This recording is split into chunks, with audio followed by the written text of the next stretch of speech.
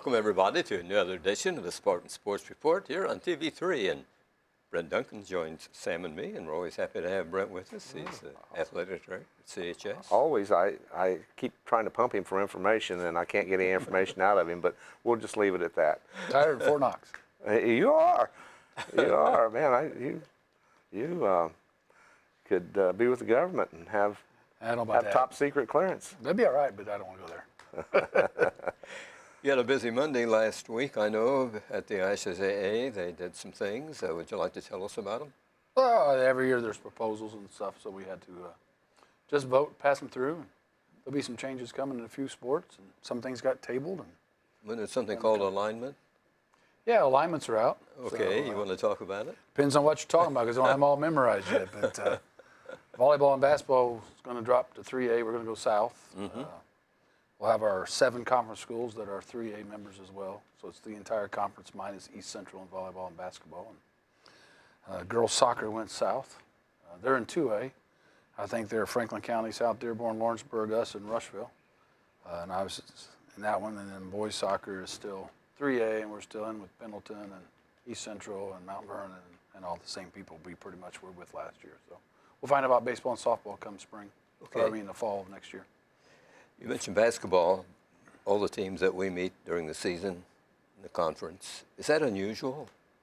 It might be just because of where we're located. Okay. I'd say most of the conferences are the same size of schools, but it's probably not quite often that all of us are in the same sectional together. But when you're down in this size state, that's about all of us. So everybody's about 3A. You know, when we're 4A, us, Richmond, Jay County, and East Central are kind of the anomalies on this side of the state. So I wasn't sure where we were going. I didn't know if we'd go north or if we did go south, but just Jay County dropped to 3A as well. So Blackford went to 2A, and they're kind of in the same similar area. So Blackford went out, and Jay County just kind of rolled into the Muncie area and took in that spot right there. So I'm sure that sent us to the south with that move right there. So which is good for us. Had we gone north, would there have been an attempt to, as it is now, we play all these teams that are in the sectional, would there have been an attempt to try to get some of the teams that we wouldn't normally play during the regular season on the schedule with only a 2-year? Didn't it used to be 3 years? 4 at one time. Four on reclassification. Right. 2's kind of quick. Yeah, it'd be kind of tough. A lot of times you can work it out if the opposing school can find an opponent, but you don't like to leave them hanging dry either. So we would have tried at least over the course of time, if we thought we were going to stay there, pick up some of the schools that would be in that section. Like we've tried to pick up Yorktown before, and obviously we have Delta back on our list, and some of those other schools. Jay County would have probably had to come back on. So if we went north and stayed that direction. So, you know, Newcastle's already on there. So it's kind of a yo-yo with us, though, that because in a couple of years, you don't know, school attendance or school enrollment increases, we could be back to 4A. Yeah, so it's hard to really change your schedule where we're at just because of the numbers that we play. And then however many new schools might get added in the next 2 years makes those numbers get bigger or smaller based on the cut line. So I think there's 410 schools that's in the charter right now. You know, that could be 420 by next year, then the numbers change again. So it could be 105 in each class, and then where are we at in 105? Some schools are going to raise, some schools are going to drop. We're unfortunately right at that cut line right now, so we're always in that middle flux. So, but I don't see too many changes coming just because our competition that we're playing at both the boys and the girls is solid. We will, like I said, we will have to pick up a school to replace Muncie Central on the girls' schedules. They dropped us for next year, so still looking for that one. Maybe when we get a new coach hired, they'll have a different opinion. So. Yeah, I don't want to talk about new coach. Well, we won't, but they might have a different opinion than what I have. So we'll listen to them when we get hired in. So. It won't make it difficult, will it, in scheduling? I mean, 4A schools, they don't look down on 3As, do they? No, I think it's a matter of what kind of quality of product you put out on the field. Program you have. We're always going to try to, even if we're in 3, we're going to try to find the competition that's going to make us get better for the tournament. That's the ultimate goal. It's great to win 20 games in a season, but if you go into the tournament and you're getting your head waxed every time because you're not playing the right competition during the season, what did you learn other than just win some games? Absolutely. So you got to play teams that are going to make you get better as the year goes along. I mean, most coaches say the season is just a warm-up for the tournament. Well, it is. I mean, you know, you got your sectional opponents you want to play, then you gear for your conference win, and then you take what you learn against your sectional opponents and try to apply it in a tournament. And if you listen to most coaches, if you're talking basketball, it's 5 games you know you can win, 5 games you got to play your fanny off to win, and 10 that could go either way. So, which is good competition. So Yes. we try to get a few of those balanced in there. I don't know if we always got 5 we can definitely win, but we're going to be competitive in every game at both levels. That's the goal. So We had Coach Kelly on last week talking about football. He's very optimistic about the coming season. He's encouraged by the number of kids that have come out and the programs that are planned for this summer, preparing for the season. yeah, he's got his numbers are up for this time of year. And, you know, if kids will come out and listen to the coaching staff, they're going to tell them the right things to do. And you got to remember that they're the ones in charge. And we all hear different things when we walk to the house or walk to our neighbor's house or listen to your girlfriend or whatever, or boyfriend, depending if you're in a girls' sport or not. And you know, you just got to stay focused on who's trying to lead you down the right path and who's trying to tell you things that aren't true. There's a video out called "My Coach Sucks," and sometimes I'd like to play that for everybody. It's just about a kid who thinks they should be playing varsity always as a sophomore, and his best buddy's trying to tell him, "Did you come in and work out in the summertime?" And he couldn't answer yes to any of those questions. But my girlfriend tells me I'm good at it. My parents tell me how good I am. My AAU coach tells me how good I am. So, you know, there's a lot of different people pulling on you at different levels. But if you got to stay focused on who's trying to lead you down the right path as a team and not for your own personal gains. So.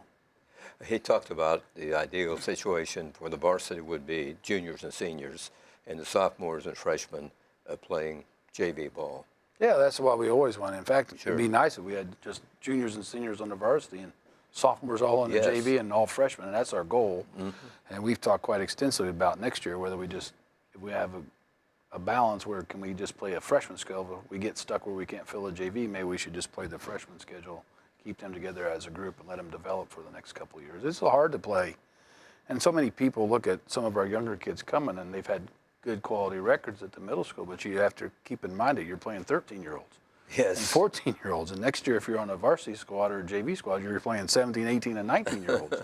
There's a little bit of different physicality in a lot of those sports. So age does come into play at some point in time if you skip levels. So Played freshmen on last year's team, though, and those kids responded well, I thought, for us. on the JV team, yeah, it's On not. the varsity squad, he had some freshmen. They had a couple kids that come in, Yes. but they played minor roles with good supporting cast Yes. around them. So, and it's a learning process. And of course, you know, in all sports, you got to buy into the system and put the time and effort in. And you can be rewarded, but it's hard to count on 5 freshmen leading you to the promised land, unless you're the Fab Five that was at Michigan a few years back. So, That's a long time back. But, well, it is, but you know, it's hard when you're coming out of the 8th grade level and you think you're going to jump to the varsity level. Oh, The speed sure. of the game, the size of the kids, the age of the kids, the knowledge. I don't care what you played as AAU and travel ball and 8 and under 14. Those are helpful, but there's a lot of difference in skill level when you get to be 19 and playing a 14-year-old. So, unless you're LeBron James, I guess. football alignment was announced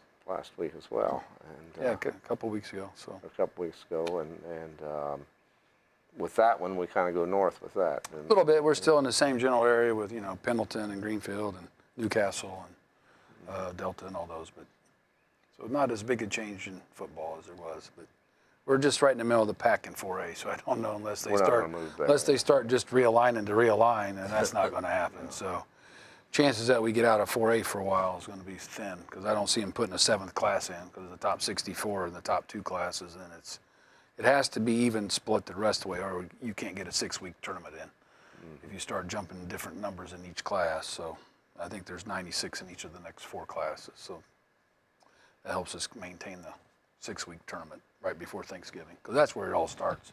Start at Thanksgiving and work your way backwards, then you build the schedule from there. So, but interesting. Yes. Anything else exciting that we should know about that the IHSA did? Oh, they're going to start charging for regional tennis to go view, because trying to make a little revenue in tennis, and we're going to have a mercy rule in football. Right. You told us about that. Added the extra quarter for our JV kids to play 6 quarters a week instead of 5. There's some things that Coaches Associations wants to bring in that's been tabled for them to go back and look at again.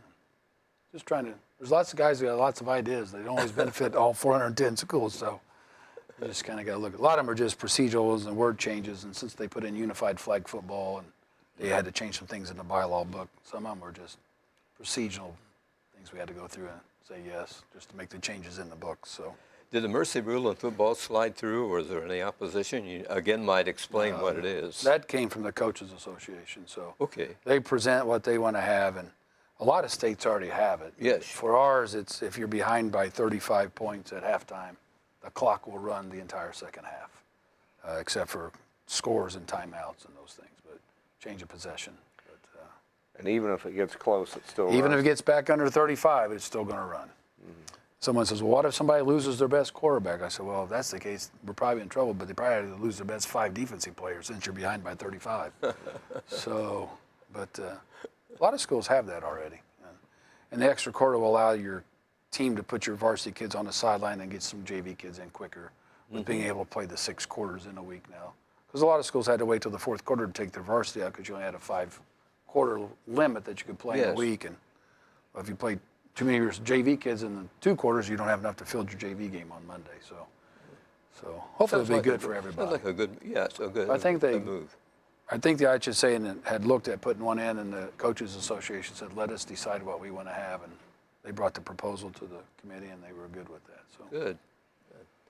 not in basketball yet. So. Not in baseball. No. Baseball has a 10-run rule, so I don't see it coming in basketball. But you never know what the coaches might propose down the road.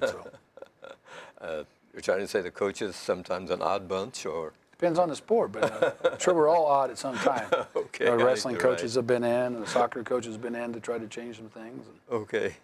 Well, they're the closest ones to it that Sure. they have to deal exactly, and we hope that their Coaches Association brings the proposals so that it's gone through their ranks, and they've talked to their coaches and straw polled them to get their, opinions on what they think, and then they present, and then the 19 of us look at what's the good and the bad and the difference and how easy it to enforce and who's going to manage it. And if it's not good enough, we make them bring it back. So I hear a lot of people, and this has to do with rules, and I hear a lot of people for and against a shot clock in high school. I hope it never comes to that, but I'll never vote for it. but yeah, I was just wondering your opinion, and I would think most coaches and ADs at high school level would think we don't need it. But Well, you like to think that now. You never know where the future's going. But for me, it's like any other sport. There's an art to basketball. Not everybody's going to run up and down the floor. And if you just want to see points scored, Sure. then you just want the best athletes to win. And that's if you just want to see points scored, then go watch an NBA game. right. So, but and as one person says, well, what's your shot clock? Somebody said, how about a minute? And I said, well, how many people actually hold it for a minute? That's right. Some can't hold it for a minute. Exactly. And the NBA at 24 is too fast, and 30 is probably too quick. And there's a lot of different things to the art of basketball. Jack Butcher would never be the second leading winning coach in the state if he didn't play slow ball in Lagodi forever. Well, I don't think So- we'd have a second state championship banner if No, you're right. Basil and- wasn't here. and Wasn't the weave. and Coach Brown. Now he can play up tempo and doesn't most of the time, but can if Depends on our situation talent. warrants it. And what we have, and we've scored points in the 70s and 80s against a team that you probably thought we wouldn't have. But there's just a different thing for me as an ex-coach. It's just something about the shot clock just bothers me. And it took a while for us all to adjust to the three-point line. Now I think the three-point line's in too early. I don't think middle school should be shooting on it. Maybe 8th graders, but not 7th graders. They have a hard time getting it there. But and their form's bad. So I hope it never gets there, but I'm not going to say down the road that somebody ain't going to propose it and the right 19 people voted in. So kind of like class basketball. They keep playing with that three-point line, and I've seen, well, the last couple of years when we were in the wedding tournament and we go out to IU East and they don't have a high school three-point line there. We used the collegiate one, and I think it was okay. I mean, it didn't. I think we probably shot as well as we would have otherwise. I don't know if they'll ever change the distance in high school. They might, but that means everybody's got to restripe their floor and redo the floor, and that's an expense. a heavy and a pain. expense to get it done. Yes. So I don't know that it will happen. It might, but I don't see it changing. So What's 20 feet in high school? What is it in college? I can't even tell you the college they've moved it so many times. It's 19.6 at the high school level, so I'm not sure exactly anymore. It's about somewhere 8 between the 19.6 and the 24-foot line or whatever they got About in 8 the NBA. inches more, I think. It's not that much. Yeah, they keep flirting with it. So probably should be halfway between the NBA and the high school, but I can't tell you exactly in college. so. Okay. We might look at this week's sports schedule here at CHS. Monday, a home baseball game with South Dearborn. A softball game, home game with East Central, track and field event at Union County. Oldenburg Academy also takes part in that, and the girls' tennis is at Union County. On Tuesday, the tennis team is at East Central, boys golf home with Union County, softball game at New Palestine. On Wednesday, a home baseball game with Newcastle at Spartan Field. On Thursday, girls' tennis will be at Greensburg for the EIAC tourney. The track and field EIAC event is at Franklin County. Final regular season meet, the sectional for the girls begins next Tuesday at Connersville, and the boys track and field sectional next Thursday, also at Connersville. Ladies Spartan softball at Cambridge City, baseball at South Dearborn. On Saturday, girls tennis sectional opens at Connersville and continues next Wednesday and Saturday. Boys golf in the EIAC tourney at South Dearborn, softball at Madison Grant. And the middle school schedule, the golf team Monday at Seton Catholic, Tuesday at South Decatur, track and field Tuesday at Sunman Dearborn, Friday at Union City. Their baseball team at CMS is home Tuesday with Shelbyville, Wednesday home with Rushville. Softball team is Monday home with South Dearborn, Thursday a game at Newcastle. Busy week, Coach. Yeah, the girls' sectional for tennis won't start till next Wednesday. Oh, okay. I was thinking it was the Saturday. softball game at the middle school got postponed today because the South Dearborn team's on a field trip to Kings Island today, and he didn't realize half his girls wasn't going to be here. So we tried to find a replacement game today, and nobody bid on us. I told them we had fields and umpires just looking for a team, and so finally at about 2:30 we had to call the search off so we could get the word out to everybody. Okay. So unfortunately they're not playing today on probably the best day there has been to play softball for a while. But the girls are playing home against East Central tonight, so we're 9-1 I think in the conference, and they're 10-0. So that's our only loss. They beat us second game of the year 9-8. So hopefully we'll beat them tonight, and I won't say hopefully we'll beat them tonight, and we'll both be 10-1, at least tied for a share of the lead, and take our shot at winning the rest of them, and maybe they get upset by somebody. So.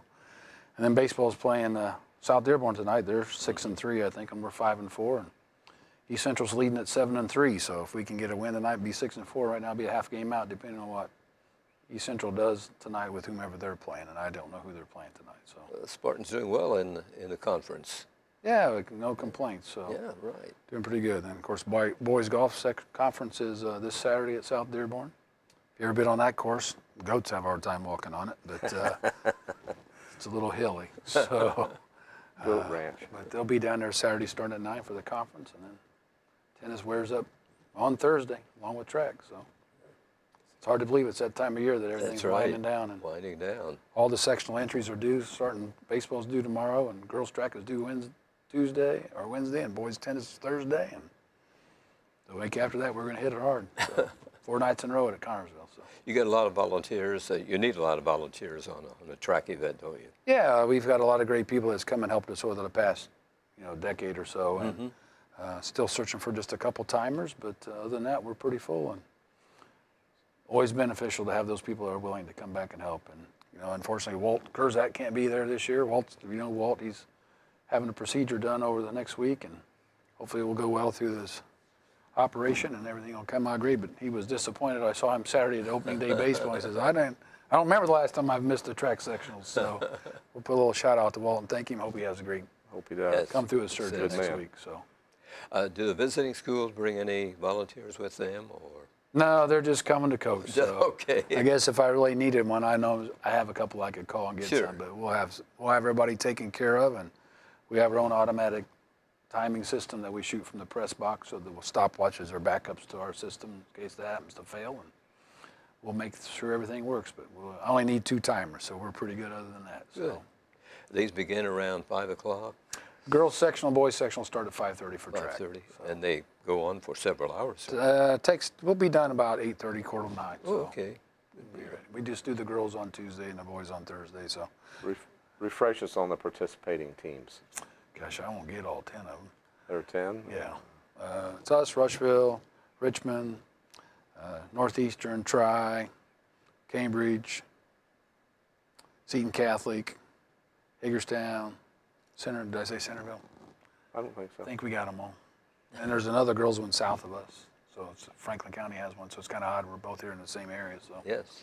But there's 10 coming at us on Tuesday. So. But with it not being a class sport, then yeah, no it's class easier in for- individual sports. So Yeah. it's been talked about by some that they'd like to see some class in some individual sports, but I don't know if it's ever going to come to that because, you know, it's you against them. Doesn't matter what size of school you're at, it's your talent level and how much you're willing to put in. And I'm sure there's some advantages to being at a larger place or a bigger city where you got more opportunities to get some individualized instruction. But, you know, it's hard to find a better gymnastics coach than Joanne. So, Exactly. I mean, and she's over here and been here for 36 years. So it's in the individual sports, it's what you want to put into, it's what you're going to get out of it with the right coaching to help you.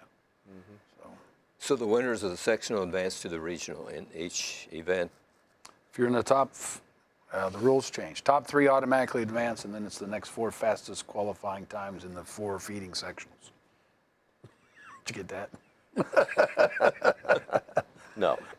So we're definitely going to send 3 out of our sectional, and then look at all the incoming sectionals to the regional, and the fastest 4 times that was not in a top 3 will advance to the regional. So there'll be 16 kids going to the regional, but not everybody will be coming.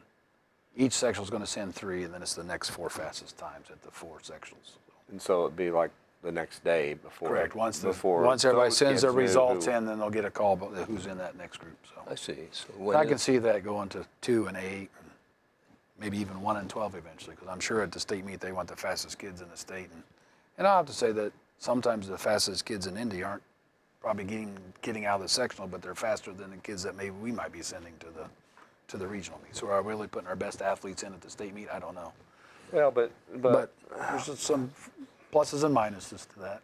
I hear what you're saying, but if you go back to team sports, not always the best teams advance. Nope, you're right. Now, I don't know that it'll ever get there, but they've already went from 4 from every sectional to 3 and 1. So makes me wonder if those track coaches association ever come back and say, can we go 2 and 2 now? 2 from every one, and then the next fastest 2 from would be the next fastest 8 from the 4 sectionals. So we'll see. where is regional? Shelbyville and Franklin, depending on the girls have been at Shelbyville and boys have been at Franklin, but they have rotated those a couple times. So. Talked about the softball team doing well, and we have some video from one of the recent games of the game team. Let's look at that right now. They've done well. I think they're 13 and 6 headed into today. And Yeah, a great season. I won't have it right, but at last count, I think they were 29 home runs in 19 games. So they got a little pop in their bat. We lost a couple tough ones. And I beat about 9-7 to Newcastle in game 1 and 9-8 to East Central in game 2. Hit 5 home runs in the Newcastle game and got beat. So. Kind of spread the home runs out between Wojtek and Rubel and Dunaway and Fields and Ellis and Hannah Sizemore's hit a couple as a freshman. Well, you like the balance then. Yeah. I think it's just, sometimes it's you just go through. You got to believe in yourself that you can beat anybody that's on your schedule. And, you know, and unfortunately, in our sectional, New Palestine's in there, and they're back-to-back state champions at Class 3A. So we drew the bye, and if we happen to. If New Pal gets past, I think, Beech Grove, that's who we're going to get in the second round. And I truly think our girls have the talent to beat them. It's just they got to believe they can take that next step. And beat them. So. Well, I know David Ellis is very happy that the girls are doing so well this year. Yeah, we had a little struggle last year with just some Yes. position. We lost a couple key components and didn't have the girls to fill in spots, so we had to move a few of our girls around to fill those spots, but they're not their normal spots, so they made us a little weaker in defense. And this year we've got some younger kids that's playing and have done a good job of stepping in. We really short a catcher last year overall, and we took our shortstop and made her a catcher. She's that versatile, so. But that hurts us at shortstop because she can cover a lot of ground. So, but so far, knocking on wood, hopefully we'll get a win tonight and Yes. be tied for the conference at 10-1 and take our shot in the last 3 games. So.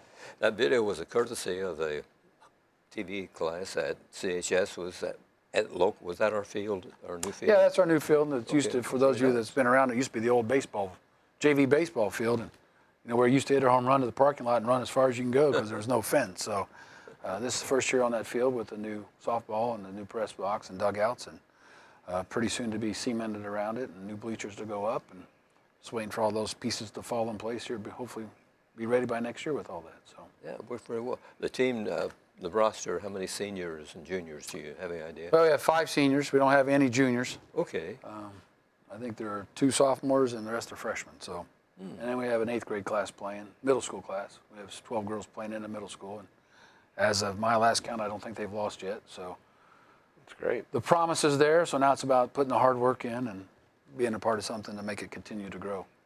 Speaking of the middle school, they have a pretty good baseball team. Yeah, and I saw a little bit Saturday at opening day, and I always tether how good they are because of who they're playing. They're still playing 13 and 14-year-olds, but they're solid. They're good baseball. Undefeated, I believe. Yeah, they haven't lost yet. They were at 10-0 after 2 innings to get Eastern Hancock the other day in 8th grade baseball, and then, they put some time in the off season, and the coaches have put a lot of time in with them over the time of the years or the past few years. But it's going to be coming down to who wants to listen, who wants to work, who's going to make it in the classroom, who's going to do what they're supposed to do, and are they going to grow?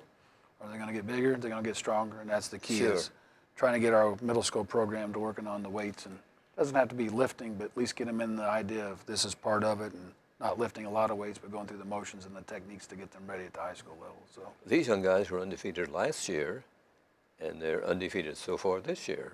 yeah, we've played pretty well together. So I would think so. I try to keep it in mind that they're still, and they're not playing everybody, and everybody's not playing all their kids, not playing in the middle school. So we'll keep them in line, and there's always a lot of promise. So promise has a lot of Absolutely. upside, and also can have a lot of negative if you don't want to put the time in because of what you've done in the past. And you gotta remember, there's hundreds and hundreds of kids doing the same thing that they're doing, and some are going to continue to work hard, and some are going to say, well, I'm already good, so why do I need to work hard? So, but it looks good, and we hope it continues to grow. So it's better to be undefeated than not win a game. That's right. That's right. Builds a little enthusiasm. Exactly, and it is about winning, but it's about winning with the right way and doing the right things to get better, and understanding that there's someone out there that's beating that dirt harder than you are that wants to get better than you. And everybody's got to think like that at times. So. And the school's cooperating with the Parks Department, and you're using Little League Park? Yeah, we're using the senior field down there. They don't start their league till June, so our baseball coaching staff and kids have put a lot of time and effort, put a warning track in and grooming the infield, and they were out there Saturday mopping up the rain and trying to help. And so, but it's good for our overall program with the girls softball playing in the middle school and the boys. Sure. And we'd like to hope to think that that'll grow, and maybe we'll have a 7th grade team and an 8th grade team instead of a combined team coming. So those are always things we're trying to improve upon to give our feeder system a better chance to grow, just like basketball, just like football, just like volleyball. So hope and get them in with the right people and the right coaches, and they're listening to the right things. So. Well, it's a great thing that the middle school began softball and baseball. Yeah, we put it in as a club last year, and then this year it goes in as a full-fledged sport for them. So hopefully it'll continue to get bigger, and we'll get more kids involved. So It's, as you say, a great feeder system, and I know the coaches at the high school level have to be happy to have these kids playing so well. Yeah, I know Coach Thompson and Coach Myers are excited about having that program just to help them out, and they put a lot of time in down there with them, and it can only be beneficial for our high school program based on getting kids, and we struggle a little bit, in other sports where we haven't had a middle school program and kids aren't picking it. Now I know they played baseball for a long time, but it's different than when you're being coached by a dad or a group of parents, or you're the one of two who gets to travel and play, and so it's nice to have your own program where kids are staying home with the kids they're going to play with. And we've had a couple kids say, I don't want to travel with these. I want to stay home and play with my buddies now. So if they're all in there playing and we're getting the right coaching, that's even better for us. Well, it sounds like a real solid program, and I know the middle school is doing a good job of preparing these kids for high school. Yeah, and hopefully we'll see a big plus coming out in the future, the number of kids that keep coming out. It's good to have these youngsters in organized sports that early, I think. Yeah, I think there's a fine line to where too early is, and of course, I have an 8-year-old in my house, and he's in everything you can get into. Whether he's good or bad at them, I don't know, but we have him in lots of things, but that's so he can figure out what he wants to do over the course of his time, and not what I want him to do. So we try to expose him to everything. So. Well, Coach, I know you're busy, even though school's about out. I think athletic directors keep busy in the summer, right? Nah, I just go to school every day. It doesn't matter. I never go to work. I just go to school. Thanks, Brad, for joining us. I appreciate you guys having me, Fran and Sam. Everybody, thanks for joining us on this edition of Spartan Sports Report here on TV3. Good evening.